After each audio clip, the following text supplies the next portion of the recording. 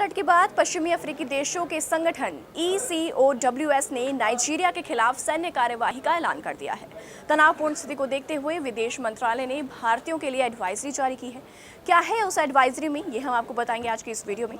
लेकिन उससे पहले अगर अभी तक आपने हमारे यूट्यूब चैनल को सब्सक्राइब नहीं किया है तो उसे जल्दी से सब्सक्राइब कर लें और बेल आइकन को प्रेस करना ना भूलें। नमस्कार, मैं हूं आपके साथ कृतिका और आप देख रहे हैं जनभावना टाइम्स। नाइजीरिया में सब कुछ सामान्य नहीं है। तख्तापलट के बाद वहां हिंसा भड़की हुई है।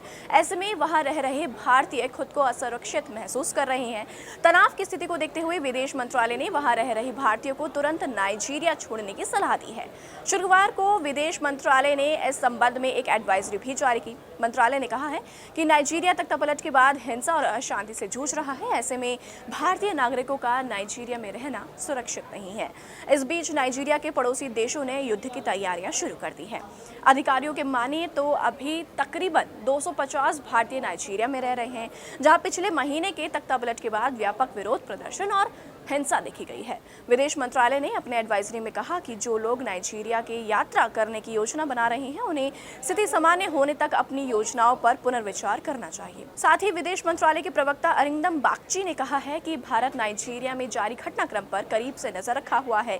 उन्होंने ये भी कहा कि मौजूदा स्थिति को देखते हुए जिन भारतीय नागरिकों के लिए वहां रहना जरूरी नहीं है उन्हें जल्द से जल्द देश छोड़ने की सलाह दी जाती है। वे यह ध्यान रखें कि हवाई क्षेत्र फिलहाल बंद है, वहां से लौटते समय अत्यधिक सावधानी बरती जानी चाहिए।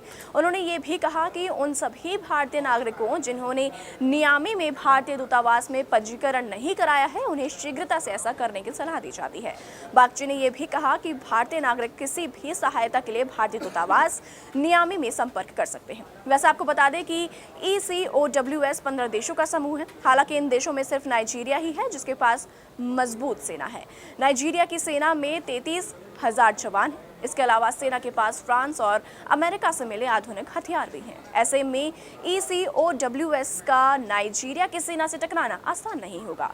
इसके अलावा पड़ोसी देश माली और बुर्किना फासो के सैन्य शासकों का भी नाइजीरिया को समर्थन प्राप्त हो गया है। बहरहाल और भी ऐसी वीडियोस को देखने के लिए आप जुड़े रहिए जनभावना टाइम्स के साथ। नमस्कार।